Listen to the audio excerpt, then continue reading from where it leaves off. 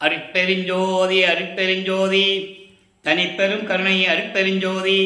எல்லா உயிர்களும் இன்புற்று வாழ்க, வள்ளல் மலரடி வாழ்க வாழ்க, கொல்லா விரதம் குவளை எல்லாம் ஓங்குக, நல்லோர் நினைத்த நலம்பெறுக, நன்றி நினைத்த எல்லோரும் வாழ்க இசைந்து. உலக மக்களே, அறிவான நண்பர்களே, ஆண்மநேய ஒருமைப்பாடுடைய அன்பர்களே, வல்லப்பமான அருளிய திருவட்பாவிலிருந்து நாம் ஏற்கனவே இறைவனுடைய திருவிளையாடல்களை, அருட்பெருஞ்சோதி ஆண்டவருடைய திருவிளையாடல்களை 317 பதிவங்களில் நாம் பார்த்தோம். இன்னும் மீதம் இருக்கிறது.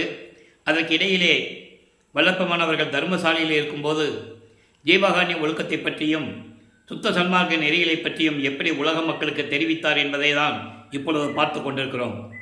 இன்று பார்க்க வேண்டிய பதிவிலே சுத்த சன்மார்க்கத்தினுடைய பெருநெறி ஒழுக்கம் என்ன என்பதை பற்றி பார்க்க போகிறோம். இதுவரை ஜீவகாருண்ய ஒழுக்கத்தை பார்த்தோம். சுத்த சன்மார்க்கத்திற்கும் சமய சன்மார்க்கத்திற்கும் உள்ள வேறுபாடுகளை பார்த்தோம்.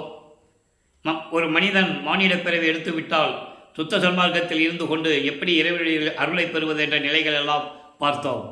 இப்போ சுத்த சன்மார்க்க பெருநெறி ஒழுக்கம் என்ற தலைப்பிலே நமது பிள்ளைப்பெருமானவர்கள் அருளிய விளக்கங்களை நாம் பார்க்க போகிறோம். நன்றாக கவனியுங்கள். முதல்ல சுத்த சன்மார்க்கம், அதனுடைய சுத்த சன்மார்க்கத்துடைய முக்கிய தடைகளை சொல்லணும். சுத்த சன்மார்க்கத்துடைய முக்கிய தடைகள் சமயங்கள், மதங்கள், மார்க்கங்களில் கூறப்பட்ட நெறிகள். அப்போ நம்ம என்ன பண்ணணும்? சமயங்களையும் மதங்களையும் மார்க்கங்களுடைய நெறிகளை விட்டுட்டு வெளியே வந்துடணும். சுத்த சன்மார்க்கம் என்பது ஒரு தனி மார்க்கம், இறைவனால் உருவாக்கப்பட்ட மார்க்கம். மற்ற சமயங்களோ மதங்களோ மார்க்கங்களோ மனிதர்களால் உருவாக்கப்பட்டது. இந்த பூலோகத்திலே பிறந்து மனிதர்களாக வாழ்ந்து அதன் பிறகு அவங்க சமயங்கள் தலைவர்களுடைய அருளை பெற்றுக்கொண்டு உருவாக்கியது. சுத்த சன்மார்க்கம் என்பது இறைவனை உருவாக்கியது. அதுதான் சுத்த சன்மார்க்கத்துடைய சிறப்பம்சம். இறைவனை உருவாக்கிய மார்க்கம், இறைவனை நேரடியாக காணக்கூடிய மார்க்கம், இறைவனுடைய அருளை நேரடியாக பெறக்கூடிய மார்க்கம். அதை நீங்கள் நல்லா மனசில் வச்சுக்கணும்.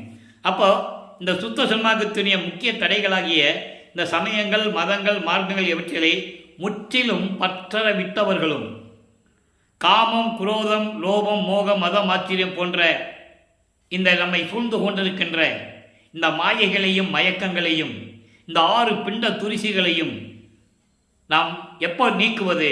ஞான அறிவினால் இதை தடுத்து கொள்ள வேண்டும். அப்போ அந்த ஞான அறிவு எப்போ வரும்? சுத்த சன்மார்க்கத்தில் இருந்தால்தான் ஞான அறிவு வரும். அப்போ அந்த ஞான அறிவை பெற்றுக்கொண்டால் நம்ம சுத்த சன்மார்க்கத்திற்கு உரியவர்கள், சுத்த சன்மார்க்கத்திற்கு பாக்கியப்பட்டவர்கள். இவர்கள் மரணம், பயம், பிணி, துன்பம் போன்ற அவத்தைகளிலிருந்து தப்பித்துக் கொள்ளுவார்கள். மரண பயம் இருக்காது. சுத்த சன்மார்க்கத்துக்கு வந்துட்டீங்கன்னா ஐயோ மரணம் வருமே, யமன் வருவானே, அந்த பயமே இருக்காது. ஏனென்றால் இறைவன் நமக்கு பாதுகாப்பு வளையம் கொடுத்திருக்கிறார்.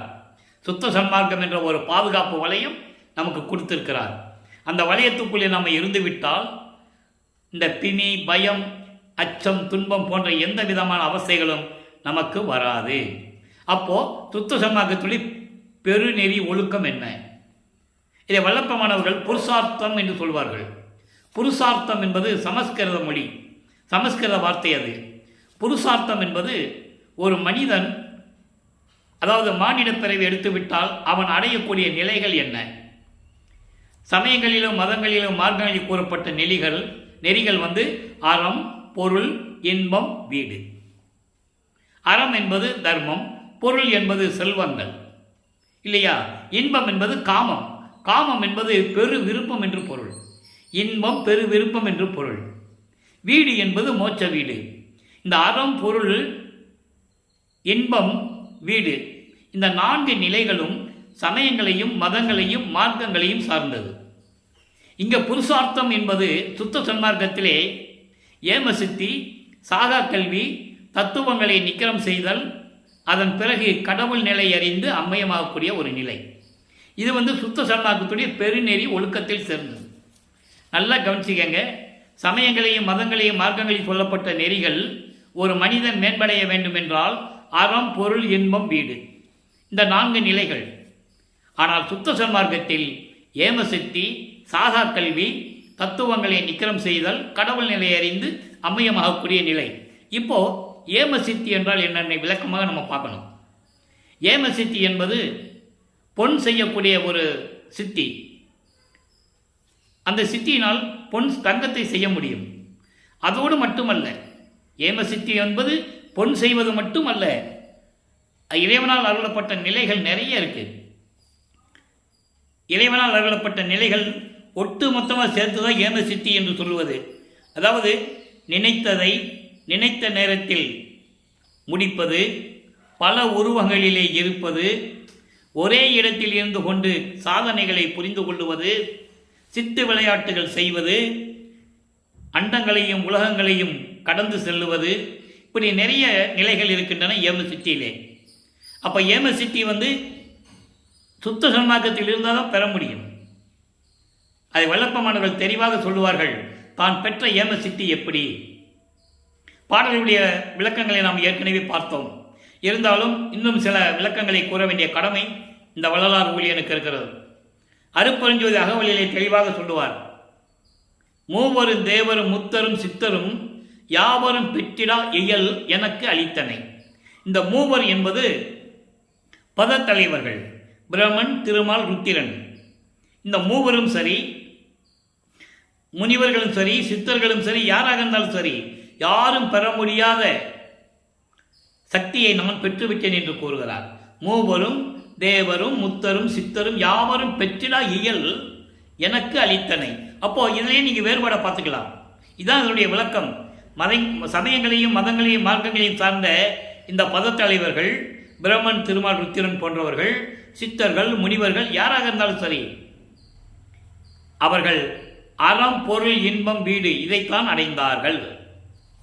அறம், பொருள், இன்பம், வீடு இந்த 4 நிலைதான் இவர்கள் அடைந்தார்கள். பிரபஞ்சத்தில் தோன்றிய 4 யுகங்களிலுமே, கிரேத யுகம், திரேத யுகம், துபார யுகம், கலியுகம், இந்த 4 யுகங்களிலுமே தோன்றிய ரிஷிகள், முனிவர்கள், தவம் இருந்தவர்கள், சித்தர்கள், சத்தர்கள், யாராக இருந்தாலும் சரி, அவங்க அறம், பொருள், இன்பம், வீடு இந்த 4 நிலையை அடைந்தவர்கள். ஆனால் நான், வல்லப்பமான் கூறுகிறார், நான் அப்படி அல்ல. நான் சுத்த சன்மார்க்கத்தை சேர்ந்தவன், என் தந்தையிடமிருந்து சுத்த சன்மார்க்கத்தை பெற்றவன். அதனால் இவர்கள் பெற முடியாத அருள்களை எல்லாம் நான் பெற்றுவிட்டேன் என்று கூறுவார். நல்லா புரிஞ்சுக்கணும் நீங்கள். அதான் சுத்த சன்மார்க்கத்திற்கும் சமயங்களுக்கும் மதங்களுக்கும் மார்க்கங்களுக்குள்ள வித்தியாசம். அதனால தான் புருஷார்த்தம் என்று சொல்லுகிறார். அந்த பெருநெறி அந்த விளக்கத்தை 4 நிலைகளிலே சொல்லுகிறார். பெருநெறி விளக்கம். இப்போ ஏமசித்தியும் நம்ம சொல்லிட்டோம். ஏமசித்தியை ஒரு சிலர் சமயங்களையும் மதங்களையும் மார்க்கங்களையும் சித்து விளையாட்டுகளினால் இறைவனுடைய அருளை பெற்றுக்கொண்டு சித்து விளையாட்டுகளினால் செய்திருக்கிறார்கள் ஒரு சில சித்தர்கள். அது நிலையானதல்ல, ஒரு குறிப்பிட்ட காலம் வரைக்கும் தான் நிற்கும். அதான் சொல்றாரு, கர்ம சித்தி யோக சித்தி என்று சொல்றார். இந்த கர்ம சித்தியும் யோக சித்தியும் குறிப்பிட்ட காலம் வரைக்கும் தான் நீடிக்கும். ஞான சித்தி அப்படி அல்ல. ஞான சித்தி சுத்த சன்மார்க்கத்தில் இருந்து பெறக்கூடியது. அதனால சொல்லுவார், முத்தி என்பது ஒரு நிலைதான். அப்போ சமயங்களையும் மதங்களையும் மார்க்கங்களையும் சேர்ந்தவர்கள் எல்லாம் முத்தி நிலையை தான் அடைந்தார்கள். அது ஒரு நிலை. சமயங்களையும் மதங்களையும் மார்க்கங்களையும் சார்ந்த நிலை. ஜீவ சமாதியாவது, முத்தி அடைவது, சமாதியாவது, இறந்த உடம்பை இந்த மண்ணிலே போட்டு செல்லுவது, இதெல்லாம் அந்த நிலைகள். அதன் பிறகு சித்தி என்ற ஒரு நிலை இருக்கிறது. அகவலிலே சொல்லுவார், முத்தி என்பது நிலை முந்துரு சாதனம். முந்துரு சாதனம் என்பது அடுத்த ஒரு நிலைக்கு ஒரு படி. அது அவ்வளவுதான். இந்த பிரபஞ்சத்தில் தோன்றிய அத்தனை பேர்களுமே பிரம்மாக்களும் ரிஷிகளும் யாராக இருந்தாலும் சரி, அந்த நிலையோடு சென்றவர்கள். சித்தி என்பது நிலை சேர்ந்த அனுபவம். அங்கதான் உள்ள ஏம சித்திக்குள்ள வர நிலை சேர்ந்த அனுபவம். கடவுள் நிலையை அறிந்து அம்மையமாகக்கூடிய நிலை, அந்த நிலைக்குள்ள வர்றத. அதனால தான் அகவல்ல அந்த பாடல் நமக்கு கொடுத்தது. அதனால தான் 64வது பதிகத்திலே 6ஆம் திருமுறையிலே திருவந்தியார் பதிகத்திலே கடைசி பாடலில் சொல்லுவார், முத்தியை பெற்றேன், அம்முத்தியினால் ஞான சித்தியை உற்றேன். முத்தியை பெறும்போது நான் சமயங்களையும் மதங்களையும் மார்க்கங்களையும் சார்ந்த நிலையில் இருந்தேன். அப்போ முத்திக்கு அப்புறம் ஒரு நிலை இருந்தது எனக்கு தெரியும். அதனால தான் இந்த அருட்பெருஞ்சோதியினுடைய திருவிளையாடல் நம்ம சொல்லிக்கிட்டே இருந்தோம்.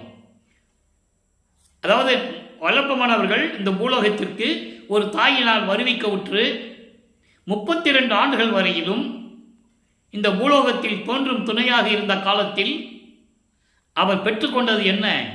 ஒன்றுமே இல்லை, ஒரு லாபம் கூட கிடையாது. அதனால சொல்லுவார், பேருபதேசத்தில் சொல்லுவார், அந்த பேருபதேசத்தை நம்ம பிள்ளை பெருமானங்கள் சித்தி வளாகம் போகும்போது அதை நம்ம விளக்கமாக சொல்லுவோம். அப்போது இந்த நிலை வரும்போது சுத்த சன்மார்க்கத்தை பெற்ற பிறகுதான் சாகா கல்வி இருப்பது தெரியும், ஏம சித்தியை எப்படி பெற்றுக்கொள்வது என்று தெரியும், தத்துவங்களை எப்படி கடப்பதென்று எனக்கு தெரியும் என்று கூறுவார். நல்லா கவனிச்சுக்கணும். அவர் சமயங்களையும் மதங்களையும் மார்க்கங்களையும் சார்ந்து இருந்த போது அவர் விரும்பி இருந்ததில்லை. அதை நீங்கள் மனசில் நல்லா வச்சுக்கணும். ஏன்னா இப்போ வரைக்கும் அதான் சொல்லிக்கிட்டு இருந்திருக்காங்க. வல்லப்பமலை பற்றி பேசும்போது இப்போ வரை அதான் சொல்லிகிட்டு இருக்காங்க. அவர் சிவபெருமானை பற்றி பாடினவர் தான்ப்பா, திருநூறு பூசினவர் தான்ப்பா, அதெல்லாம் நம்ம எல்லாம் பண்ணிக்கலான்னு இப்பவும் பேசிகிட்டு இருக்காங்க. அந்த நிலையை நீங்கள் மாற்றி அமைக்க வேண்டும். அவர் சமயங்களையும் மதங்களையும் மார்க்கங்களையும் இறைவன் அங்கே இருக்க செய்கிறார். திருவிளையாடல் நடக்குது. தன் மகன் அங்கே இருக்க செய்யணும். அதுக்கப்புறம் அதை பொய்ன்னு சொல்லணும். அதனால தான் ஞானசரியில் சொன்னார், பொறித்த மதமும் சமயமும் பொய்ன்னு சொன்னார். அப்போ இதில் இருந்து பார்த்து தான் மக்கள்கிட்ட சொல்லணும். அப்போ இதில் இருந்த எனக்கு எந்த லாபமும் கிடைக்கலன்னு பேருபதேசத்தில் சொல்லுவார். அதை நம்ம அங்கே பார்க்க போகிறோம். இந்த நிலைக்கு நம்ம இந்த விளக்கத்தை பார்க்க போகிறோம். இப்போது சாகா கல்வி, இப்போ நம்ம ஏம சித்தியை பற்றி சொல்லியாச்சு. நல்லா கவனிக்கணும். மதங்களையும் மார்க்கங்களையும் சார்ந்து இருந்தவர்கள், சமயங்களை சார்ந்தவர்கள், அறம் பொருள் இன்பம் வீடு, அதான் அவங்களுக்கு தெரியும். சுத்த சன்மார்க்கத்துக்கு வந்தால் தான் ஏமசித்தி என்னன்னு தெரியும், சாகா கல்வின்னு என்னன்னு தெரியும். சாகா கல்வி என்பது சுத்த சன்மார்க்கத்தினால் பெறக்கூடிய ஒரு மெஞ்ஞான அறிவு, ஞான அறிவு. சுத்த சன்மார்க்கத்தில் இருந்தால் தான் சாகா கல்வியுடைய தரம் தெரியும். சாகா கல்வி என்பது மரணமில்லா பெருவாழ்வு என்ற நிலை தெரியும். அப்போது ஏமசித்தியை பார்த்தாச்சு. இப்போ நம்ம அவங்களுக்கு தெரியாது. சமயங்களையும் மதங்களையும் மார்க்கையும் சார்ந்திருந்த தேவர்கள், முத்தர்கள், சித்தர்கள், பிரம்மன், திருமால் அவங்களுக்கெல்லாம் தெரியாது. தெளிவாக சொல்கிறார் பாடலில். அது நம்ம பாடலுடைய விளக்கத்தில் நம்ம ஏற்கனவே பார்த்துருக்கோம். இப்போது சாகா கல்வி என்னென்னா, சாகா கல்வி என்பது சுத்த சன்மார்க்கத்தினால் ஏற்படக்கூடிய ஒரு ஞானம். ஞானம் என்பது மெஞ்ஞானம். ஞானம் என்பது மெஞ்ஞானம். மெஞ்ஞானம் யாருக்கு இருக்கும்? கடவுள் நிலை அறிந்து அம்மையமாகக்கூடிய நிலைகளுக்கு தான் மெஞ்ஞானம் இருக்கும். ஒன்றுக்கு ஒன்று தொடர்பு உண்டு. அந்த தொடர்பை தான் இப்போ நம்ம பார்த்துக்கிட்டு இருக்கோம். வெறும் மெஞ்ஞானம் மட்டும் கிடைச்சா போதாது. அது சாகா கல்வியை கற்றுக்கணும். சாகா கல்வினா என்னன்னு தெரிஞ்சிருக்கணும். சுத்த சன்மார்க்கத்துடைய விளக்கத்தை தெரிஞ்சிருக்கணும். அந்த நெறிகளை பின்பற்றி இருக்கணும். கொலையும் கொலையும் செய்யாமல் இருந்திருக்கணும். கொலை செய்யாமல் இருந்திருக்கணும். மாமிசம் சாப்பிடாமல் இருந்திருக்கணும். ஆனால் தேவர்கள் அப்படி அல்ல என்பதை பாடல்களிலே ஏற்கனவே கூறியதை நாம் விளக்கமாக பார்த்தோம். போருக்கு உரியார் என்று சொல்வார். போருக்கு உரியார் என்ன அர்த்தம்? சண்டை போட்டு உயிர்களை கொன்றவர்கள் பிரம்மன், திருமால், இந்திரன் போன்றவர்கள் என்று பாடலிலே குறிப்பிட்டிருப்பார். போருக்கு உரியார் மாலயன், புங்கவர், போகின்னு சொல்லுவார் இந்திரனை. இவர்கள்லாம் போருக்குரியவர்கள். அப்படின்னா கண்டிப்பாக உயிர்களை கொலை செய்தவர்கள். அப்போ அவங்களுக்கு சுத்த சமாகக்கூடிய நிலை அவங்களுக்கு தெரியாது. கடவுள் நிலை அறிந்து அம்மையமாகக்கூடிய நிலை அவங்களுக்கு தெரியாது. இறைவனிடமிருந்து சிறிதளவு அருளை பெற்றுக்கொண்டு இந்த வானகத்துக்கும் வையகத்துக்கும் மனம் போனபடி தெரிந்தவர்கள். நல்லா கவனிச்சுக்கணும் நீங்கள். இப்போ சாகா கல்வியை பற்றி எப்படி சொல்லுகிறார்? இறைவன் தன்னுடைய தந்தை அருட்பெருஞ்சாண்டவர் மகனுக்கு எப்படி திருவிளையாடல் செய்கிறார், அதை பாடலின் மூலமாக நாம் கண்டிப்பாக சொல்ல வேண்டும். இது காலத்தின் கட்டாயம். போன போக்கில் சொல்லிட்டு போக முடியாது. கற்பனையாகவோ பொய்யாக சொல்ல முடியாது. மக்களிடம் திருவற்பாவில் இருக்கின்ற உண்மைகளை மக்களுக்கு தெரியப்படுத்த வேண்டும். இப்போ சமயங்களையும் மதங்களையும் மார்க்கங்களையும் நமது பிள்ளை பெருமான் அவர்கள் சார்ந்து இருந்த போது இறைவனுடைய திருவிளையாடல் நடக்குது. அப்போ இறைவன் என்ன நினைக்கிறாரு? தனது மகன் இந்த பூலோகத்திலே எந்த பள்ளிக்கூடத்திலையும் எந்த ஆசிரியரிடம் போய் உலக படிப்பை, சந்த படிப்பை படிக்கக்கூடாது. அதோடு மட்டுமல்ல, தன் மகன் யாரையும் குருவாக ஏற்றுக்கொள்ளக்கூடாது. இந்த இரண்டு நிலைகளையும் ஒரு பாடலிலே நமக்கு அருளியிருக்கிறார்கள். அந்த உண்மையை தான் பார்க்க போகிறோம். 6ஆம் திருமுறையிலே 63வது பதிகம் திருப்பள்ளி எழுச்சி என்ற பதிகத்திலே 7வது பாடலில் 5வது வரியில் சொல்லுவார். 7வது பாடலில் 5வது வரி, முனை பள்ளி பயிற்றாது எந்தனை கல்வி பயிற்றி. நல்லா கவனிக்க நண்பர்களே, விளையாட்டல்ல, கற்பனை அல்ல, பிரபஞ்சத்தின் உண்மைகள். வல்லப்பெருமான் யார், அவர் எப்படி இறைவனால் ஆட்கொள்ளப்பட்டு திருவிளையாடல் நடந்தது என்பதை நாம் ரெகுலராக பார்த்துட்டு இருக்கோம் தினமும். முனை பள்ளி பயிற்றாது எந்தனை கல்வி பயிற்றி முழுதும் உணர்வித்து உடற்பொழுதெல்லாம் தவிர்த்து என்னை பள்ளி எழுப்பிய அருப்பெருஞ்சோதி என் அப்பனே பள்ளி எழுந்தருள்வாயே, பள்ளி எழுந்தருள்வாயே. அப்படின்னா நீ என்னை இந்த பூலோகத்துக்கு ஒரு தாயின் கருவறையிலே 10 மாதம் இருக்க வச்சு இந்த பூலோகத்துக்கு வருவிக்க செய்து என்னை ஒரு பள்ளிக்கூடத்தில் போய் சேர்த்தாங்க. உலகியல்ல என்னை படிக்க விடாமல் பண்ண. எப்படி சொல்கிற பாருங்க, என்னை படிக்க விடாமல் தடுத்த. அப்படி தடுத்து எந்தனை கல்வி பயிற்றி எனக்கு சாதா கல்வியை கொடுத்து முழுதும் உணர்வித்து, அதுதான் புருஷார்த்தம். புருஷார்த்தம் என்ன? ஒரு மனிதன் பெற வேண்டிய நிலைகள். அவர் ஏற்கனவே இறைவனுடைய மகன், பூலோகத்தில் பிறந்ததனால், அதாவது வருவிக்க விட்டதனால், பூலோகத்திற்கு வருவிக்க விட்டதனால் அவர் தன்னை ஒரு மானிட பிறவி என்று கூறுவார். அதை நீங்கள் நல்லா கவனிச்சிக்கணும். அப்போ இங்க எனக்கு சாகா கல்வியை கொடுத்து அவன் கல்வி பயிற்றி முழுதும் உணர்வித்து இந்த பிரபஞ்சத்தின் உண்மைகளையும் எல்லாவற்றையும் உணர்வித்து உடற்பழுதெல்லாம் தவிர்த்து. உடற்பழுதெல்லாம் தவிர்த்து என்பது முத்தேகத்தை கொடுத்து மரணமில்லா பெருவாழ்வை கொடுத்து என்னை பள்ளி எழுப்பிய அருப்பெருஞ்சோதி.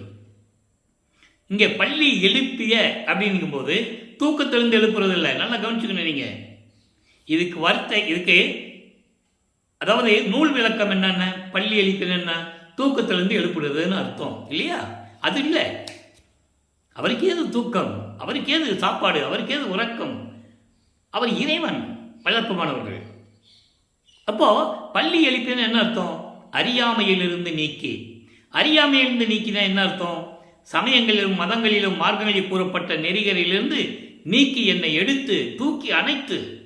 வேறு பாடலில் இன்னொரு பாடலில் சொல்லுவார், நீக்கி எடுத்த என் அருப்பெருஞ்சோதியே என் அப்பா பள்ளி எழுந்தருள்வாயே. பள்ளி எழுந்தருள்வாயின்னு என்ன அர்த்தம்? சுத்த சன்மார்க்க நெறியிலிருந்து, சுத்த சன்மார்க்க நெறியிலிருந்து எனக்கு விளக்கி எல்லாவற்றையும் உணர்வித்த என் தந்தை அருப்பெருஞ்சோதி என்று கூறுகிறார். ஆக சாகா கல்வியை எப்படி பெற்றுக்கொண்டார் என்பதை தெளிவாக கூறியிருக்கிறார். அடுத்து பாருங்க, மெய்யருள் வியப்பில் 112வது மெய்யருள் வியப்பில் 14வது பாடல். சாகா கல்வியை எப்படி வாங்கினாரு சொல்லணும்ல. 33வது ஆண்டில் சென்னையிலிருந்து சுத்த சன்மார்க்கத்தை பெறுவதற்காக அவர் அண்டங்களை கடந்து, அதான் ஏமசித்தி, அண்டங்களை கடந்து தத்துவங்களை கடந்து, அதான் தத்துவங்களை நிக்கிரம் செய்தல். 36 தத்துவங்கள் பிளஸ் 60 தத்துவிகள், மொத்தம் 96. அது அகவல்ல சொல்லுவார், 96 அங்கல்னு சொல்லுவார். நிறைய விளக்கங்கள் இருக்கிறது. இப்போ அங்கிருந்து மெய்யருள் வியப்பில் சொல்றாரு, சாகா கல்வியை வாங்க போறேன்னு சொல்றாரு. சாகா கல்வியை கற்றுக்க போனேன், சுத்த சன்மார்க்கம் வாங்க போனேன்னு சொல்லுவார். அப்போ எப்படி போனார்? சென்னையிலிருந்து 33வது ஆண்டில் சுத்த சன்மார்க்கத்தை பெறுவதற்காக அண்டங்களை கடந்து வெளிகளை கடந்து பறந்து சென்று அங்கே சுத்த சிவஞான வழிக்கு போயிட்டு இருக்கிறார். அப்போ அந்த பாடலில் சொல்றாரு, இப்போ இந்த விளக்கத்தை பார்க்க போகிறோம். அப்போ மெய்யருள் வியப்பில் ஒரு பாடலில் சொல்றாரு, 14வது பாடலில், நாகாதிவனனும் நாராயணனும் நான்முகனும் நறுமுறுமெனவே. அதாவது நாகாதிவனும் அயனும் மாலும், நாகாதிவனும் அயனும் மாலும் நறுமுறுமெனவே ஞான அமுதம் அளித்தாய் நானும் உண்டு துண்ணவே. சாகா கல்வியை பயிற்று தன் தயவையே சாற்றருக்கரிது நினக்கு என் கொடுப்பது ஏதும் வியவையே. அதாவது நாகாதிவனா இந்திரன், இந்திரனும் பிரம்மனும் திருமாலும் மற்ற வானவர்கள் எல்லாம், அதாவது ஏக்கத்தில், நறுமுருணன் என்ன அர்த்தம்னா கோபம் வருது அவங்களுக்கு, பல்ல கடிச்சுக்கிட்டு கோபத்தை அடக்கிக்கிட்டு இருக்காங்க. அங்கே சாகா கல்வியை கற்றுக் கொடுத்துட்டு இருக்காரு மகனுக்கு சாகா கல்வியை கற்றுக் கொடுத்துருக்காரு சத்தியஞான சபையில மேலே. அப்போ இவங்க உள்ள போக முடியாது, முதல் படியிலே கால் எடுத்து வைக்க முடியாது. அவங்களுக்கே அப்படின்னா மனிதர்கள் எப்படி இருக்கணும்? அதுக்காக தான் இங்கே சத்தியஞான சபையிலே கொலையும் புலையும் தவிர்த்தவர்கள் உள்ளே புகுதல் வேண்டும் அப்படின்னு சொன்னார். அதை நீங்கள் நல்லா புரிஞ்சுக்கணும். அப்போ அவர்களெல்லாம் கொலை செய்தவர்கள், கொலை குற்றவாளிகள் என்று கூறுவார். பாடல்களிலே உண்டு, யாரும் மறுக்க முடியாது. அவ்வளவு விளக்கங்கள் திருவிற்பாவிலே உண்டு. மக்கள்கிட்ட யாரும் சொல்லலை, அதனால மக்களுக்கு தெரியாது. இதுதான் உண்மை, இதுதான் சத்தியம். அப்போது ஞான அமுதம் கொடுத்த, அதுக்கு தொடர்ந்து எனக்கு சாகா கல்வியை கற்றுக் கொடுத்தையே, அதை எப்படி சொல்லுவது? உனக்கு நான் என்ன கைமாறு செய்ய போறேன்னு கூட நீ சொல்லலையே. அதுக்கு தந்தை பதில் சொல்வார் மகனுக்கு, நீ என் மகன். அந்த பாடல் ஏற்கனவே ஒரு விளக்கம் இருக்கு. நீ என் மகன், நீ எதுக்கு எனக்கு கைமாறு செய்ய வேண்டும்? நான் சொல்லுகின்ற கட்டளைகளெல்லாம் ஏற்றுக்கொண்டு செம்மையாக செய்து கொண்டிருக்கிறாய் 5 தொழில்களையும் என்றெல்லாம் கூறுவார். அற்புதமான விளக்கங்கள்லாம் உண்டு. ஆக சாகா கல்வியை பற்றி இப்போ நம்ம விளக்கமாக பார்த்தாச்சு. சாகா கல்வி என்பது சுத்த சன்மார்க்கத்தினால் பெற்ற ஞானம். அந்த ஞானம் என்பது மெஞ்ஞானம். மெஞ்ஞானம் என்பது இறைவனுக்கு உரியது, மரணமில்லா பெருவாழ்வுக்கு உரியது. ஒவ்வொன்றுக்கும் ஒரு தொடர்பு இருக்கு. இப்போ அகவல்ல கூட சொல்லுவாரு, சாகா கல்வியின் தரம் எல்லாம் உணர்த்தி, அதான் முழுதும் உணர்வித்துன்னு சொன்னார். எங்க திருப்பள்ளி எழுச்சியில் இப்போ நம்ம பார்த்தோம், முழுதும் உணர்வித்து. அந்த முழுதும் என்ன? ஏமசித்தி, சாகா கல்வி, தத்துவங்களை நிக்கிரம் செய்தல், கடவுள் நிலையிலிருந்து அம்மையமாகக்கூடிய எல்லாமே டோட்டலாக வந்துடும். அப்போ சாகா கலையின் தரமெல்லாம் உணர்த்தி சாகா வரத்தையும் தந்து, நான் சொன்னேன்ல, சாகா கல்விக்கும் மரணமில்லா பெருவாழ்வுக்கும் தொடர்பு இருக்கு. அதனால தான் சொல்றாரு, சாகா கல்வியின் தரமெல்லாம் உணர்த்தி சாகா வரத்தையும் தந்து அகவல்ல சொல்லுவார். ஆக சாகா கல்வியுடைய நிலைகளை எல்லாம் நாம் ஏற்கனவே தெளிவாக பார்த்து விட்டோம். இப்போ ஏமசித்தியை பார்த்தாச்சு, சாகா கல்வியை பார்த்தாச்சு. இப்போ தத்துவங்களை நிக்கிரம் செய்தல். தத்துவங்களை நிக்கிரம் செய்தல் என்பது, நிக்கிரம் என்பது சமஸ்கிருத மொழி. தத்துவங்களை கடந்து செல்லுவது, தமிழில் சொல்லுவது தத்துவங்களை கடந்து செல்லுவது. தத்துவங்களை அழிப்பது என்று கூட சொல்லலாம், தத்துவங்களை கடந்து செல்லுவது என்று கூட சொல்லலாம். அப்போ அந்த தத்துவங்கள் என்ன? 36 தத்துவங்கள். ஆன்ம தத்துவம் 24, வித்யா தத்துவம் 7, சிவ தத்துவம் ஈஸ்வர தத்துவம் 5. இந்த 36 ப்ளஸ் 60 தத்துவிகள் மகேஸ்வரனுக்கு சதாசிவத்துக்கு உரியது. அப்போ இந்த தத்துவங்கள் எல்லாம் கடந்து போகணும். அப்போ சமயங்களிலும் மதங்களிலும் மார்க்கங்களிலிருந்து வெளியே வரணும். பிரம்மன், திருமால், ருத்திரன் போன்ற பதத்தலைவர்களும் வானவர்களும் இந்திரனும் எல்லாருமே சமயங்களையும் மதங்களையும் மார்க்கங்களையும் சார்ந்தவர்கள். ஒவ்வொரு காலகட்டத்திலும் அந்த மாதிரி இருந்தவர்கள். ஒவ்வொருத்தருக்கும் ஒரு சமய மார்க்கம் உண்டு. சைவ சமயம், வைஷ்ணவம், கௌபாரம், சௌரம் போன்ற சமயங்கள் உண்டு. சுத்த சன்மார்க்கத்தில் தான் இந்த விளக்கம் தெரியும். அப்போ இந்த சமய தலைவர்கள் எல்லாம் அந்த தத்துவங்களை கடக்கும்போது, நமது பிள்ளைப்பெருமான்கள் தத்துவங்களை கடக்கிறார். அதை தனியாக அருட்பெருஞ்சோதி அட்டகத்திலே 7வது பாடலில் சொல்லுவார், தத்துவங்களை தனித்தனியாக கடந்தேன். ஏன் தனித்தனியாக கடந்தேன்னு சொன்னார்? பிரம்மன் தத்துவம் 24 அது. அப்போ விஷ்ணு தத்துவம், வித்யா தத்துவம் 7, சிவ தத்துவம் ஈஸ்வர தத்துவம் 5. இதை தனித்தனியாக என்றால் ஒவ்வொன்றையும் தனித்தனியாக நான் கடந்து சென்றேன். தத்துவங்களை தனித்தனியாக கடந்தேன். தத்துவாதீத மேல்நிலையில் சித்தியல் முழுதும் தெரிந்தேன். சொல்லிட்டாரா? அவை மேல் சிவநிலை தெரிந்திட சென்றேன். சிவநிலை தெரிந்திட சென்றேன்னா எங்கே போனார்? பறந்து போனார். அப்போ பறந்து போகிறதுக்கு ஏமசித்தி. ஒவ்வொன்றுக்கு தொடர்பு இருக்கா? தத்துவங்களை வென்றாலும் அங்கே ஏமசித்தியுடைய தொடர்பு இருக்கு. தத்துவங்களை வெல்லுவது என்பது 36 தத்துவங்களையும் 60 தத்துவங்களையும் வென்று கொண்டு போகும்போது ஏமசித்தியும் அதுக்கு உதவி செய்யணும். அப்போ அண்டங்களை கடந்து போகணும். அண்டங்களை கடந்து போகிறார். போயிட்டு அங்கற்கு பிறகு கடவுளை நிலை அறிந்து அம்மையமாகக்கூடிய நிலை. இப்போ புருஷார்த்தத்தில் அதாவது நம்ம தமிழே சொல்லுவோம், அதாவது ஒரு மனித பிறவி எடுத்த பிறகு ஒரு நிலையை அடைய வேண்டும் என்றால் சுத்த சன்மார்க்கத்தில் இருக்க வேண்டும். அதுக்கு என்ன நிலைகள்னா 4 நிலைகள். ஏமசித்தியை பார்த்துட்டோம், சாகா கல்வியை பார்த்துட்டோம், தத்துவங்களை எப்படி கடந்து போகிறான்னு சொல்கிறதையும் பார்த்துட்டோம். அப்போது தத்துவங்களை கடந்து போன பிறகு என்ன ஏற்படும்? என்ன நிலை? கடவுள் நிலை அறிந்து அம்மையமாகக்கூடிய நிலை. அது அம்மையமாகக்கூடிய நிலை எந்த நிலை? மொத்தம் 16 நிலைகள் உண்டு. சரியை, கிரியை, யோகம், ஞானம். ஒவ்வொன்றுக்கும் 4 நிலைகள். சரியையில் சரியை, சரியையில் கிரியை, சரியையில் யோகம், சரியையில் ஞானம். இதே மாதிரி முன்னாக 12 நிலைகள் உண்டு. இந்த 12 நிலைகளும் சமயங்களையும் மதங்களையும் மார்க்கங்களையும் சார்ந்தது. நான் ஏற்கனவே விளக்கம் இறைவன் அருளால் கொடுக்கப்பட்ட விளக்கத்தை உங்களுக்கு ஏற்கனவே சொல்லியிருக்கேன். என்னுடைய விளக்கம் அல்ல, என் தந்தை வல்லப்பமான் கொடுத்த விளக்கம். அதை நான் கூறிக்கொண்டிருக்கிறேன். சரியை என்பது ஒவ்வொருத்தங்களுக்கும் ஒவ்வொரு உருவங்கள் உண்டு. ஒவ்வொரு சமய தலைவனுக்கும் உருவம் உண்டு. சிவபெருமான்னா எப்படி இருப்பார்? தலையில் கொண்டை இருக்கும், கங்கை இருக்கும், பிறைசந்திரன் இருக்கும், கழுத்தில் பாம்பு இருக்கும், கையில் சூலாயுதம் இருக்கும், உடுக்கை இருக்கும், இப்படியெல்லாம் சொல்லுவாங்க. இது சைவ சமயத்து தலைவனுடைய உருவம். வைஷ்ணவ சமயத்தினுடைய தலைவன் கையில் சக்கரை இருக்கும், சங்கு இருக்கும், இப்படியெல்லாம் உருவங்கள் உண்டு. ஆக இவங்களையெல்லாம் நினைத்து, அந்தந்த சமய தலைவர்களை நினைத்து, அந்தந்த சமயத்தை சார்ந்தவர்கள் அந்தந்த உருவங்களை பார்த்து வழிபடுவது சரியை. கிரியை என்பது அந்த உருவங்களுக்கு வேள்வி வளர்த்து மந்திரங்கள் சொல்லி, சைவ சமயம்னு என்ன சொல்லுவாங்க? நமச்சிவாயா, சிவாய நம, ஓம் சிவாயா, சிவசிவான்னு சொல்லுவாங்க. வைஷ்ணவ சமயத்தை என்ன சொல்லுவாங்க? திருமால பேரை சொல்லுவாங்க. எத்தனையோ பேர்கள், அந்த பேர்கள்லாம் சொல்லுவாங்க. இப்படி ஒவ்வொரு சமயத்தை சொல்லி வழிபடுவது, வேள்வி வளர்த்து மந்திரங்கள் சொல்லி வழிபடுவது கிரியை. சமயங்களிலும் மதங்களிலும் உட்கார்ந்துட்டு கண்ணை மூடிக்கிட்டு கட்டவர்களை இப்படி வச்சுக்கிட்டு தியானத்தில் இருப்பது யோக நிலை. இந்த 12 நிலைகளும் சமயங்களையும் மதங்களையும் மார்க்கங்களையும் சார்ந்தது. அப்போ சுத்த சன்மார்க்கத்தின் நிலை என்ன? அது இல்லை. கண்ணை மூடிக்கிட்டு கையை வச்சுக்கிட்டு உட்காந்துக்கிட்டு மணிக்கணக்கில் யோகம் இருக்கிறது, குகைக்குள்ளே போகிறது, கடலுக்குள்ளே போகிறது, மரத்துக்கடியில் உட்காந்துட்டு புத்து வளர்கிற மாதிரி இருக்கிறது இல்லை. நோவாமல் நோன்பு.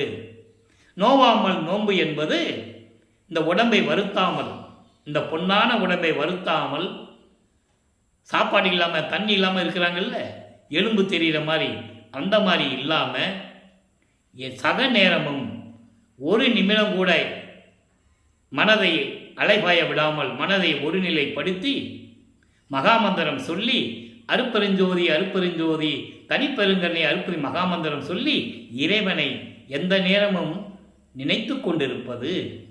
அதான் சொல்லுவார், நோவாமல் நோன்பு என்னை போல் நோற்றவரும்.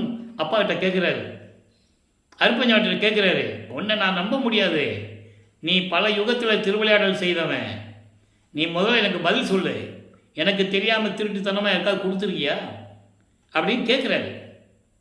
அந்த விளக்கங்கள்லாம் ரொம்ப அற்புதமாக இருக்கும்.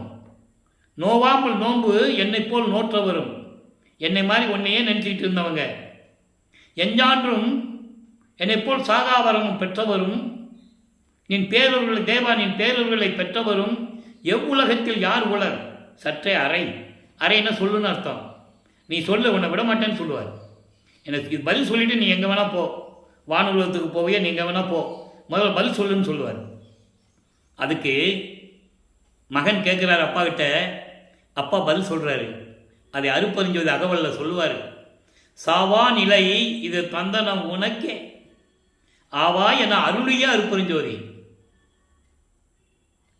மகனுக்கு சொல்கிறாரா, அப்படி இல்லை மகனே, நீ தானே எனக்கு மூத்த மகன், என் குலமகன், சுத்த சன்மார்க்கத்தின் தலைமகன், நீ உன்னை விட்டால் நான் யாருக்கு கொடுக்க போகிறேன்? உனக்கு மட்டும்தான் கொடுத்துருக்கேன், வேறு யாருக்கும் இந்த பிரபஞ்சத்தில் நான் கொடுக்கவே இல்லை அப்படின்னு மகன்கிட்ட சொல்கிறார். அதான் சாகா கல்வி, மரணமில்லா பெருவாழ்வு, சாகாத நிலை. இப்போ தத்துவங்களை நிகரம் செய்தல். இப்போ நம்ம என்ன பேசிக்கிட்டு இருக்கோம்? 16வது நிலை கடவுள் நிலை அறிந்து அமையக்கூடிய நிலை. இந்த 12 நிலைகளும் மதங்களையும் மார்க்கங்களையும் சார்ந்தது. அதை சின்னம்பிடி என்ற பதிகத்திலே கூறுவார். பன்மார்க்கம் கடந்தேன் என்று சின்னம்பிடி, 12 மேல் நின்று சின்னம்பிடி. சுத்த சன்மார்க்கம் சன்மார்க்கம் என்று சொல்லுகின்றோம், சத்தியமே சொல்லுகின்றோம் சொல்லுவார். அதாவது 12 நிலைகளை கடந்து 12வது நிலைக்கு மேல் இருப்பது ஞான சரியை. அதுதான் மரணமில்லா பெருவாழ்வு. ஞான சரியை, ஞான கிரியை, ஞானத்தில் யோகம், ஞானத்தில் ஞானம், கடவுள் நிலை அறிந்து அம்மையமாகக்கூடிய நிலை. ஆக ஒரு மனிதன் பிறந்துவிட்டால், சுத்த சன்மார்க்கத்தை மேற்கொண்டால் இந்த 4 நிலைகளையும் அடையலாம்.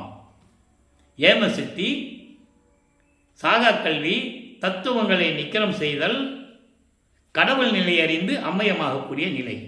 இப்படி நிலைகள்லாம் 4 நிலைகளை கடந்து சொல்லியாச்சு. இப்போ இது எப்படி விண்ணப்பத்தில் சொல்லுவார்? அதாவது இந்த சமயங்களும் மதங்களும் மார்க்கங்களும் எப்படி முக்கிய தடைகளாக இருக்கிறது? மனிதனுக்கு இதை மீண்டு வர வேண்டும் என்றால் என்ன செய்யணும்? அப்போ ஒரு மனிதனால் அது செய்ய முடியாது. அப்போ நம்ம என்ன பண்ணணும்? இறைவன்கிட்ட விண்ணப்பம் வைக்கணும்னு சொல்கிறார். அதை அவர் சொல்கிற மாதிரி சொல்கிறார் நமக்கு. எப்படி? எல்லாமுடைய அருப்பெருஞ்சோதி அற்புத கடவுளே, இது தொடங்கி எக்காலத்தும் சுத்த சன்மார்க்கத்தின் முக்கிய தடைகளாகிய முக்கிய தடைகளே சொல்றாரு. இந்த விளக்கங்கள் எல்லாம் பேசக்கூடியவர்கள், சுத்த சன்மார்க்கத்தை பேசக்கூடியவர்கள், மேடை ஏறி மைக்க பிடிச்சி பேசுறவங்க உலக மக்களுக்கு சொல்லணும். இந்த மாதிரி இருக்கு நிலைகள், சுத்த சன்மார்க்க நிலைகள் இருக்குன்னு சொல்லணும். மக்களுக்கு அப்பதான் தெரியும். அதை பின்பற்றுவது பின்பற்றாதது அவங்களுடைய சுதந்திரம், அது அவங்களுடைய நிலைகள். பின்பற்றினால் அதுக்கு அடுத்த பிரிவு அவனுக்கு மனித பிரிவு இல்லை, மரணமில்லா பெருவாழ்வு. சமயங்களையும் மதங்களையும் மார்க்கங்களையும் இருந்தால் மறு பிறவி எடுக்க வேண்டும். எந்த பிறவி எடுப்பான்னு அவனுக்கே தெரியாது இல்லையா? அப்போ இந்த மனித பிறவியை நம்ம பயன்படுத்தணும். அதுக்காக வல்லப்ப மனங்கள் வருவிக்க விட்டார். வருவிக்க விட்டார் என்பது இறைவனுடைய மகன் என்று பொருள். அவர் பிறக்கவில்லை, பிறந்தார் என்று சொல்லக்கூடாது. வல்லப்பெருமான் அவதரித்தார் என்று சொல்லக்கூடாது. வருவிக்க உற்றவர் என்று சொல்ல வேண்டும். இது முக்கியமான ஒரு நிலை. அப்போ முக்கிய தடைகளாகிய சமயங்கள், மதங்கள், மார்க்கங்கள் என்பவற்றின் ஆசார சங்கற்ப விகற்பங்களும். இந்த ஆசார சங்கற்ப விகற்பங்கள்னா என்ன? நம்ம ஏற்கனவே நிறைய விளக்கங்கள் நான் 5 வருடங்களாக நம்ம யூடியூப்பில் சொல்லிட்டு இருக்கேன். ஒவ்வொரு சமயத்துக்கும் சங்கற்ப விகற்பங்கள் உண்டு.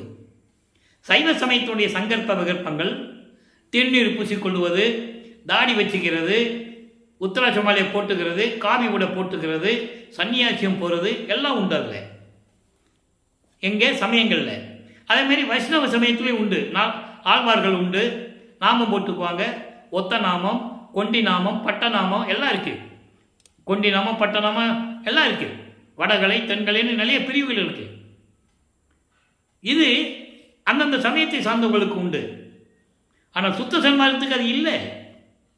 இறைவன் ஒருவன் ஜோதி வடிவில் இருக்கிறான். எந்த சங்கற்ப விகற்பங்களும் கிடையாது. அவங்களுக்கு ஊதுபத்தி கொடுத்தணும், தேங்காய் பழம் வச்சு கும்பிடணும், தேங்காய் உடைக்கணும், கற்பூரம் ஏற்றணும், மொட்டை போடணும், காது குத்தணும், எல்லா வேலையும் அங்கே நடக்கும். எல்லா வேலையும் நடக்கும். சிறு தெய்வங்களுக்கு உயிர் பலி கொடுப்பாங்க. ஆடு, மாடு, கோழி, பன்னி எல்லாத்தையும் வெட்டுவாங்க. அவங்களுக்கு உயிர் இலக்கம் இருக்காது. ஆனால் சுத்த சன்மார்க்கத்துக்கு எப்படி? அந்த தடைகள், முக்கிய தடைகள் இருக்கே, அதையெல்லாம் நீக்கணும்.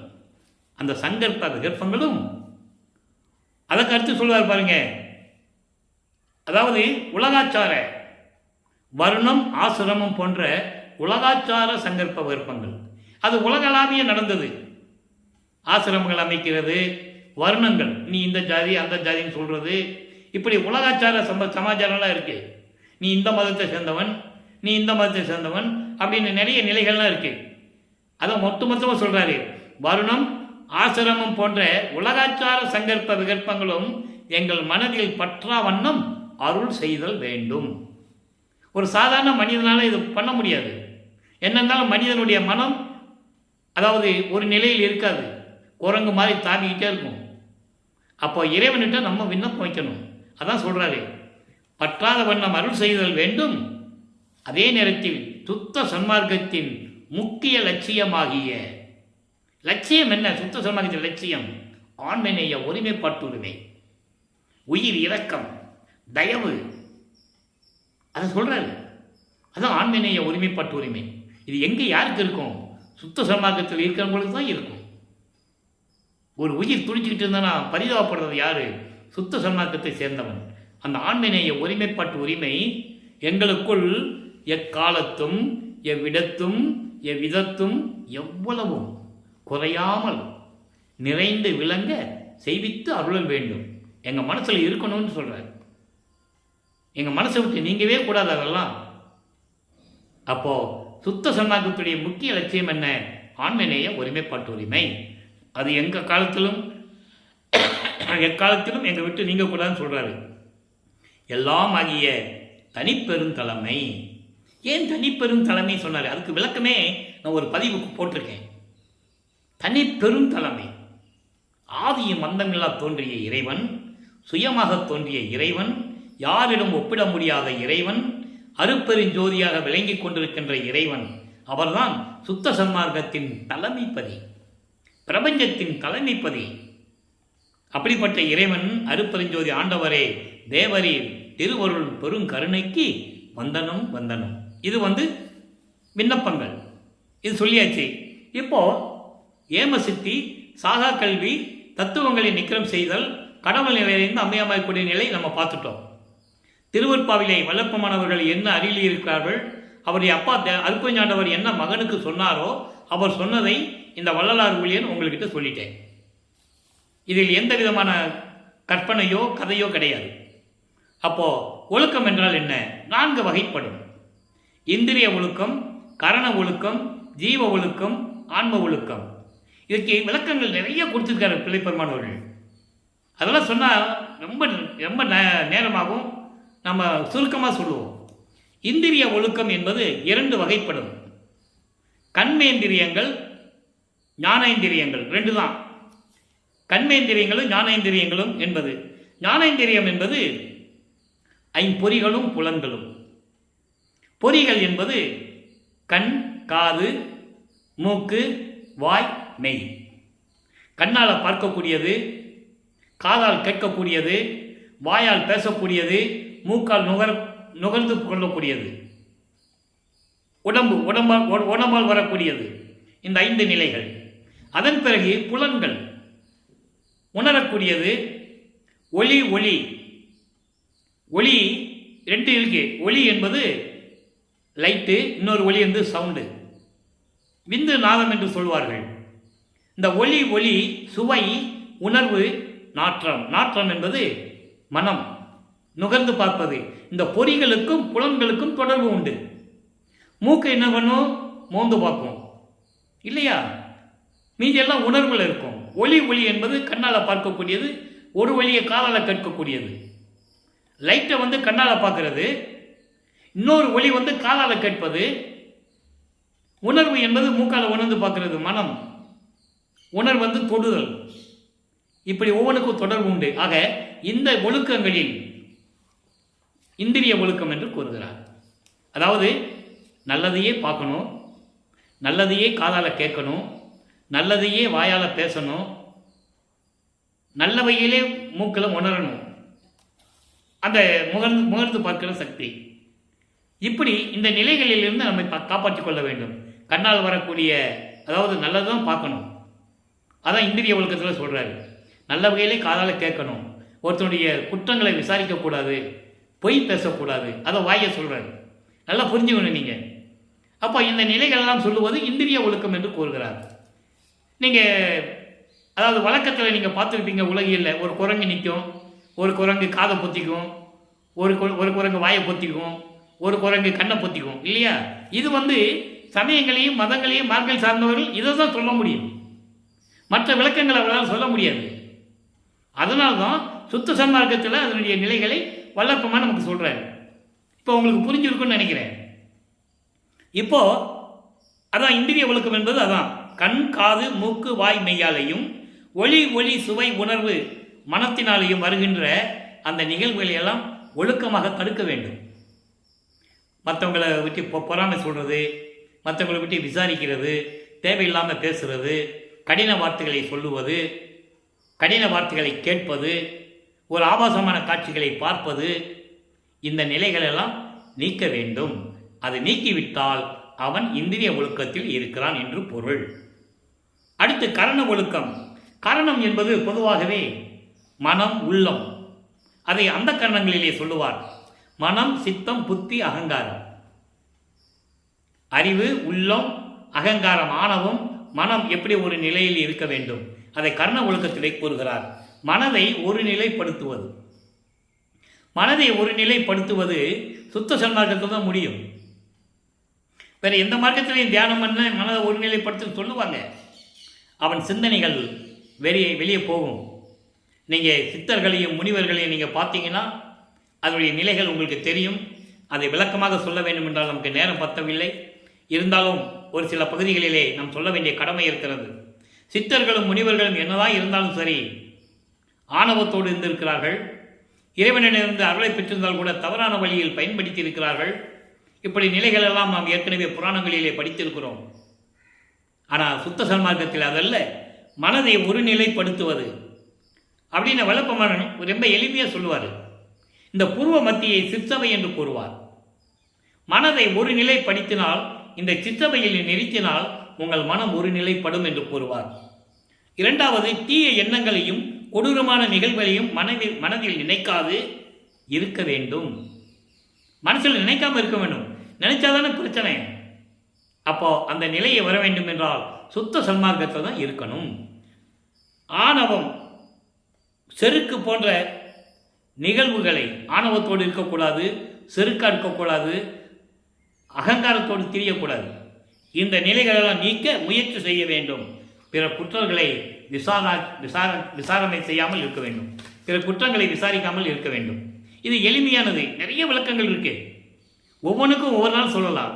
இந்திரிய ஒழுக்கம்னா இப்போ நான் விளக்கம் ரொம்ப சுருக்கமாக சொல்லிட்டேன். கெட்ட விஷயங்களை கண்ணால் காட்சிகளை பார்க்கக்கூடாது, தீய சொற்களை கேட்கக்கூடாது, தீய வார்த்தைகளை பேசக்கூடாது அப்படின்லாம் சொல்லியாச்சு. இது எளிமையான விளக்கம். இது போதும். வல்லப்பமன் சொன்னது பக்கம் பக்கமாக இருக்கும். இந்த விளக்கங்களே போதும். மக்களுக்கு புரிகிற மாதிரி எளிமையாக சொன்னால் போதும். இப்போ கர்ண ஒழுக்கத்தை சொல்லியாச்சு, இந்திரிய ஒழுக்கத்தை சொல்லியாச்சு. இப்போ ஜீவ ஒழுக்கம். ஜீவ ஒழுக்கம் என்பது ஆண்கள் பெண்கள் என்ற வித்தியாசம் இல்லாமல் எல்லாருடையும் மனம் விட்டு சமமாக பழக வேண்டும். அது பொண்ணாச்சே இவர் ஆணாச்சேன்னு சொல்லி இருக்க இல்லாமல் வெளிப்படையாக சகஜமாக பழக வேண்டும். ஆண்கள் பெண்கள் எல்லோரிடத்திலும் ஜாதி சமய மதம், இந்த கோத்திரம் குலம், உயர்ந்தார் தாழ்ந்தோர், ஏழை பணக்காரன் என்ற பேதம் இல்லாமல் எல்லோரையும் சமமாக பாவித்து பழக வேண்டும். இதான் எளிமையான விளக்கம். வேறு ஒன்றும் தேவையில்லை. ஜீவன் என்பது ஒரு மனித பிறவி. அந்த மனித பிறவி எடுத்த பிறகு அந்த மனிதன் எப்படி இருக்க வேண்டும் எளிமையாக சொன்னால் போதும். எல்லாரையும் சமயம் மதம், நீ எந்த சமயத்தை சார்ந்தவன், எந்த மதத்தை சார்ந்தவன், எந்த மார்க்கத்தை சார்ந்தவன், என்ன ஜாதி, என்ன குலம், உயர்ந்தவன் தாழ்ந்தவன், ஏழை பணக்காரன் என்ற நிலைகள் இல்லாமல், உயர்ந்தோர் தாழ்ந்தோர் என்ற நிலைகள் இல்லாமல் எல்லோரும் சமமாக பழகி இருப்பது, அதுதான் ஜீவ ஒழுக்கம். இந்த ஜீவ ஒழுக்கம் சுத்த சன்மார்க்கத்தில் இருந்தால்தான் வரும். இல்லைன்னா வராது, கண்டிப்பாக வராது. நீங்கள் வேணால் முயற்சி பண்ணி பாருங்கள். எல்லாரையும் பாருங்கள். நீங்கள் சுத்த சன்மார்க்கத்திலே இறைவனை ஏற்றுக்கொண்ட பிறகு, அருப்பஞாண்டவரை ஏற்றுக்கொண்டு சுத்த சன்மார்க்க நெறிகளை ஏற்றுக்கொண்ட பிறகு உங்கள் நிலை மாறும்.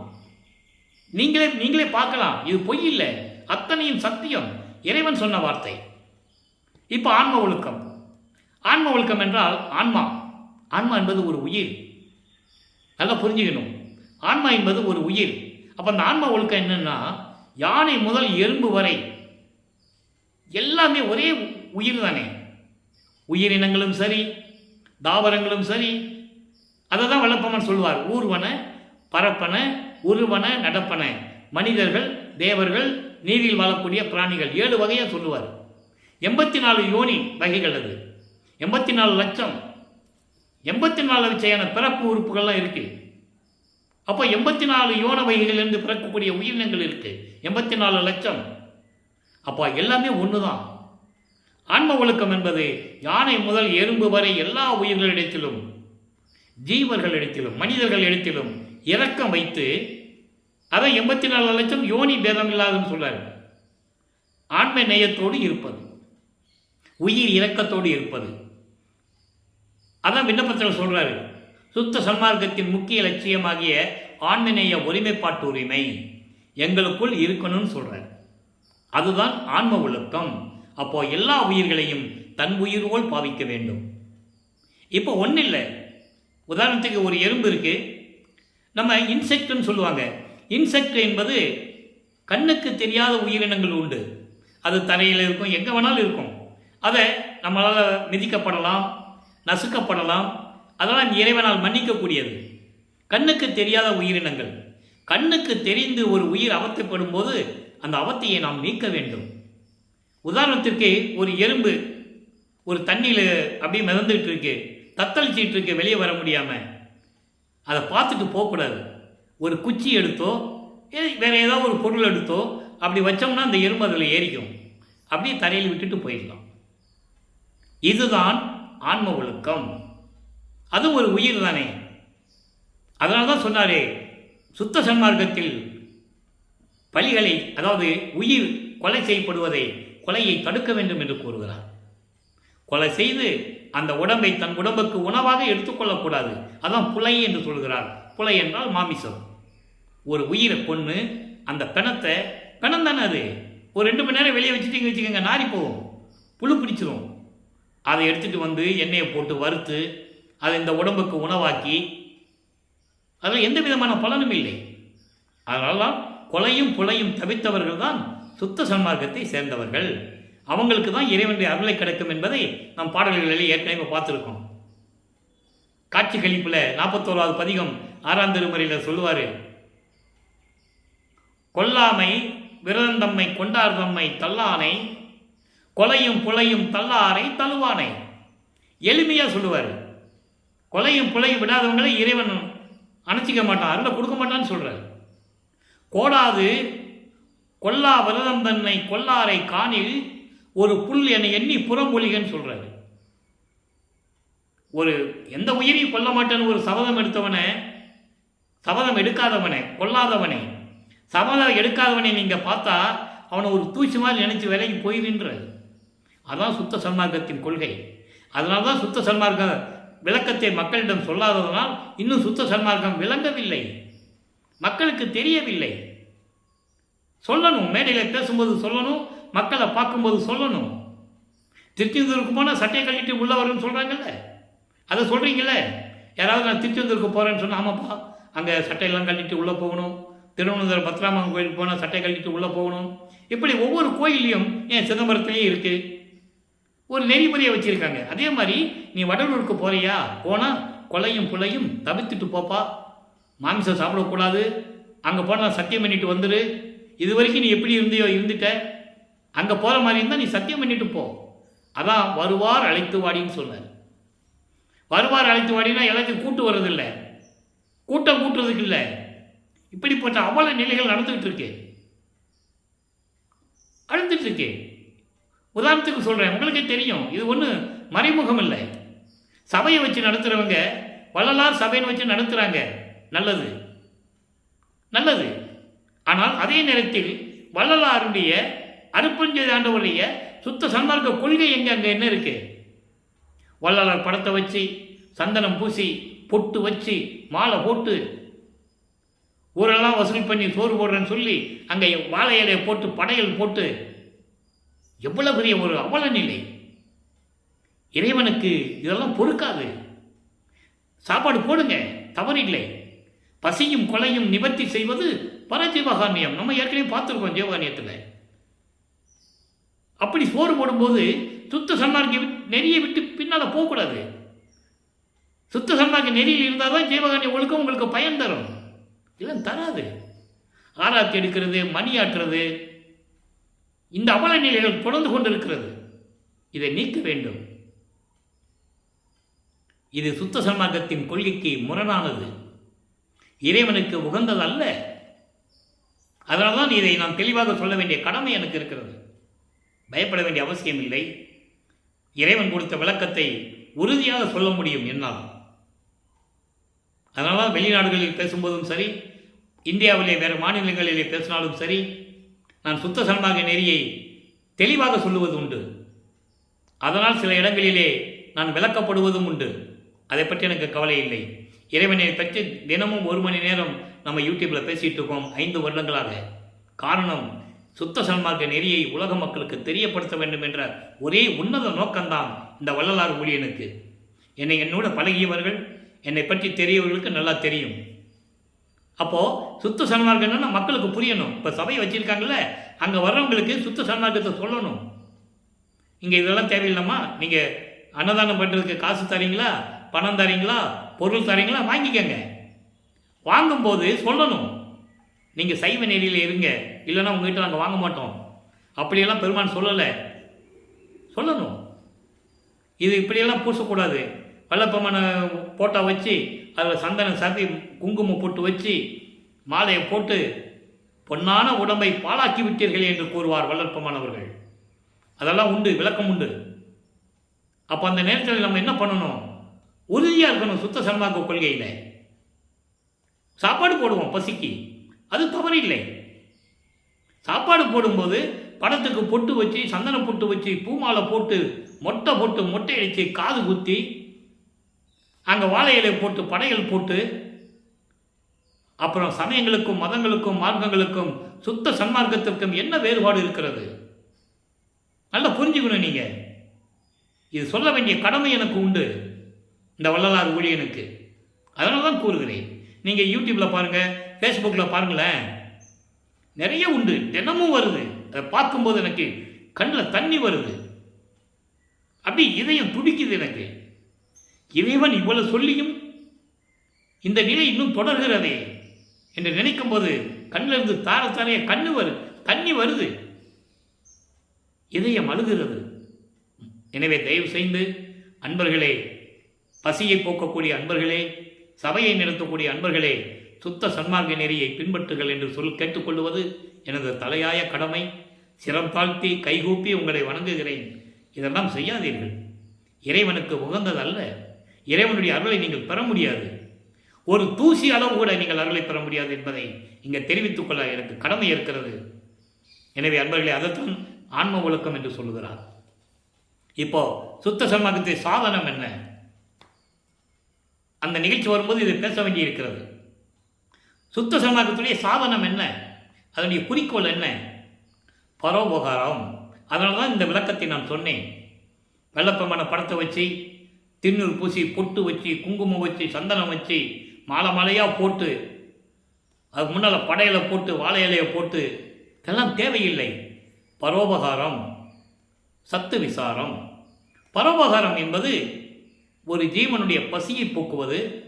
ஒரு ஜீவன் கொலை செய்ய நேரிடும் போது அதை தடுப்பது, அது பரோபகாரம். அது தெளிவாக சொல்கிறேன். பரோபகாரம் என்பது உடம்பு உழைப்பாலும், உள்ளத்தினாலும், செயலாலும், பொருள் உதவியாலும் ஆன்மாக்களுக்கு உபகாரம் செய்வது. இது பரோபகாரம். இது ஜீவர்களுக்கு, மனித பிறவிகளுக்கு தங்களுடைய உடம்பாலும் உழைப்பாலும் சைவ நெறியில் இருந்து கொண்டு பொருள் உதவி ஆன்மாக்களுக்கு செய்வது, ஜீவர்களுக்கு செய்வது பரோபகாரம். அதே நேரத்தில் மற்ற உயிரினங்கள் கொலை செய்ய நேரிடும் போது அந்த கொலையை எவ்வித தந்திரத்தலாவது அந்த கொலையை நிறுத்துவது, அவங்க கிட்ட போய் சொல்லுவது, ஐயா இதுவும் ஒரு உயிர் தானே, ஏன் அந்த உயிரை கொல்லுகிறீர்கள் என்று சொல்ல வேண்டும். இதுதான் பரோபகாரம். அந்த நம்மால் முடிய உதவியை செய்து கொலை நேரிடும் காலத்தில் தடுத்து நிறுத்துவது, ஜீவர்களுக்கு பசி போக்கும் காலத்தில் பசியை போக்குவது, ஜீவகானிய ஒழுக்கமான பசி, பிணி, தாகம், இச்சை, எளிமை, பயம், கொலை, இந்த நிலைகளில் இருந்து கொண்டு நீங்கள் பரோபகாரம் செய்ய வேண்டும். ஒவ்வொன்றுக்கு ஒரு தொடர்பு இருக்கு. பிணியோடு இருக்கிறவன் பசியை போக்கிக் கொள்ள முடியாது. அவன் பிணியை போக்கினாலும், நோயை போக்கினா அவன் சாப்பிட முடியும், இல்லைன்னா வாந்தி வந்துடும். அப்போ பிணியை போக்கிட்டு அவனுடைய பசியை போக்க வேண்டும். நேரம் அறிந்து காலம் அறிந்து செய்வது பரோபகாரம். பரோபகாரம் இந்த நிலையிலிருந்து கொண்டு செய்வது பரோபகாரம். இப்போ சத்து விசாரணம் என்ன? சத்து விசாரம் என்பது மிகவும் முக்கியமாக வாய்ந்தது. சமயங்களிலும் மதங்களிலும் மார்க்கங்களிலும் சத்து விசாரம் என்பது அந்த சமய நூல்களையும் மத நூல்களையும் மார்க்க நூல்களில் சொல்லப்பட்ட நெறிகளை அவர்கள் சொல்லுவார்கள். அது பிரசங்கம் என்று சொல்லுவார்கள் அவர்கள். நமது பிரசங்கம் அல்ல. சத்து விசாரம் என்பது இறைவன் உண்மையான இயற்கை உண்மை விளக்க கடவுள் யார்? அருட்பெருஞ்சோதி ஆண்டவர். அந்த அருட்பெருஞ்சாண்டவர் யார்? ஆதியும் அந்தமில்லா தோன்றிய சுயமாக தோன்றிய இறைவன். அந்த அருட்பெருஞ்சாண்டவர் யார்? சமயங்களையும் மதங்களையும் மார்க்கங்களையும் சாராத இறைவன். அப்போ அந்த சத்து விசாரம் செய்யும் போது அருட்பெருஞ்சோதி ஆண்டவருடைய நிலையை பற்றியும் நம்மளுடைய தாழ்வான நிலைகளை பற்றியும் கடவுள் நிலை அறிந்து நாம் பேச வேண்டும். 10 பேர் உட்கார்ந்துட்டு சத்து விசாரம் பண்ணணும். சத்து விசாரம் பண்ணும்போது தேவாரம், திருவாசகம் போன்ற சமய நூல்களை பற்றி பேசக்கூடாது. அருட்பெருஞ்சோதி ஆண்டவர் இயற்றிய திருவருட்பாவை பற்றி சத்து விசாரம் செய்ய வேண்டும். திருவருட்பாவில் இருந்து இருக்கின்ற உண்மைகளை நாம் சொல்ல வேண்டும். நமது குற்றங்களையும் நாம் செய்கின்ற தீமைகளை எல்லாம் கடவுளின் திருவடியில் வைத்து விண்ணப்பம் செய்ய வேண்டும். இதான் சத்து விசாரம். சும்மா 10 பேர் கூட்டிகிட்டு தேவாரத்தையும் திருவாசகத்தையும் மற்ற சமய நூல்களை பற்றி பேசிட்டு திருவருப்பை பற்றி பேசாமல் இருந்தால் அது சத்து விசாரம் இல்லை. அது அங்கிருந்து செய்யலாம். இப்போ சமயங்களையும் மதங்களையும் மார்க்க ஆன்மீக சொற்பொழிவு செய்கிறாங்க, முற்றோத்தல் பண்ணுறாங்க, 12 முறைகளையும் முற்றோத்தல் பண்ணுறாங்க. அது அவங்களுடைய நிலை. அங்கே திருவருப்பை பற்றி பேச மாட்டாங்க, அங்கே அருப்பறிஞரையும் சொல்ல மாட்டாங்க. ஆனால் நீ இங்கே சுத்த சன்மார்க்கத்தில் இருந்துட்டு அதை பற்றி பேசுனா எப்படி சத்து விசாரமாகும்? நல்லா புரிஞ்சுக்கணும். நீங்கள் இங்கே வந்து நமச்சிவாய சிவாயனம்னு சொன்னால் எப்படி சத்து விசாரமாகும்? அதுதான் வல்லப்பமானவர்கள் தெளிவாக கூறுகிறார்கள். நமது குற்றங்களையும் குறைகளையெல்லாம் இறைவனுடைய திருவடியிலே வைத்து சமயங்களையும் மதங்களையும் மார்க்காத சாராத நிலையில் இருந்து கொண்டு சத்து விசாரம் செய்ய வேண்டும். கடவுளுடைய நிலையையும் நம்முடைய நிலையும் கூறி சொல்ல வேண்டும். இது சத்து விசாரம். நல்லா புரிஞ்சுக்கணும். நான் சத்து விசாரம் பண்ண போகிறேன்னு சொல்லுவாங்க. ஆனால் அங்கே போய் நீங்கள் பாருங்களேன், நான் பொய் சொல்லலை. யாராவது சுத்த சன்மார்க்கத்தில் இருந்துட்டு நம்ம சத்து விசாரம் பண்ண போகிறோம் நீங்கள் வாங்கன்னு சொன்னால் நீங்கள் போங்க, அங்கே எல்லா பற்றியும் பேசுவாங்க. ஆனால் அதே நேரத்தில் சமயங்களையும் மதங்களையும் மார்க்கங்களையும் சார்ந்தவர்கள் அவங்க சத்து விசாரம் பண்ணும்போது திருவருப்பை பற்றி பேச மாட்டாங்க. நீங்கள் சிதம்பரம் நடராஜ கோயிலுக்கு போங்க, அருப்பறிஞ்சோதி சொல்ல முடியாது. அங்கேங்க நீங்கள் எந்த கோயிலுக்கு வேணால் போங்க, அருப்பறிஞ்சோதி உங்களால் சொல்ல முடியாதங்க, சொல்ல விட மாட்டாங்க. ஆனால் நீங்கள் இங்கே வந்து நமச்சிவாயா சிவசிவான்னு சொல்கிறீங்க. எப்படி இது நியாயம்? எப்படி இது தர்மமாகும்? அதை யோசிக்கணும் நீங்கள். அப்போது நம்ம சுத்த சன்மார்க்கக்கூடிய நிலையில் உறுதியாக இருக்க வேண்டும். அதை தான் வல்லப்பமார் சொல்கிறேன். அதான் சொல்லுவாரே, மறந்தும் என்ற நாவால் உரைக்க மாட்டேன் சிறு தெய்வ நாமங்களை. பாடல் உண்டு, நான் மறந்து கூட சொல்ல மாட்டேன். அருப்பறிஞாண்டை தவிர இது எல்லாமே சிறு தெய்வங்கள். நான் மறந்து கூட அவங்க பேரை சொல்ல மாட்டேன்னு சொல்லுவார். ஏன் சொன்னார்? நம்ம அதே மாதிரி இருக்கணும்னு சொன்னார். அப்போ அந்த நிலையில் இருக்கும்போது இப்போ தயவு தயவுன்னு சொல்கிறோம். தயவு 2 வகை இருக்குது. ஒன்று கடவுள் தயவு, ஜீவ தயவு. கடவுள் தயவு என்பது கடவுள்கிட்ட நம்ம சொல்கிறது. கடவுளுடைய நிலை என்ன? சுத்த சன்மார்க்கத்தை கொடுக்கணும் மக்களுக்கு, இறந்தவங்களை திருப்பி கொண்டு வரணும், செத்தவங்களை திருப்பி கொண்டு வரணும். இறந்தவர்கள் செத்தவர்கள் என்பது வேறு வேறு. பொருள் ஒன்றாக இருக்கலாம். செத்தவர் என்பதும் இறந்தவர்கள் என்பதும் பொருள் ஒன்றாக இருக்கலாம், ஆனால் நிலைகள் வேறு. அந்த விளக்கத்தை நேற்று நம்ம பார்த்துட்டோம். நமக்கு இப்போ நேரம் இல்லை. நீங்கள் இருந்ததுன்னா நேற்று பதிவை நீங்கள் பார்த்துக்கங்க. செத்தவர்கள் என்பது சுத்த சன்மார்க்கத்தை தெரிந்து கொண்டு பின்பற்றாமல் செத்தவர்கள். இறந்தவர்கள் என்பது சுத்த சன்மார்க்கத்தை தெரியாமல் இறந்து போனவர்கள். இவங்க 2 பேர்களையும் கொண்டு வந்து மனித பிறவி கொடுத்து திரும்பவும் சுத்த சன்மார்க்க நெறிகளை கற்றுத்தர வேண்டும். இது வந்து கடவுள் தயவு.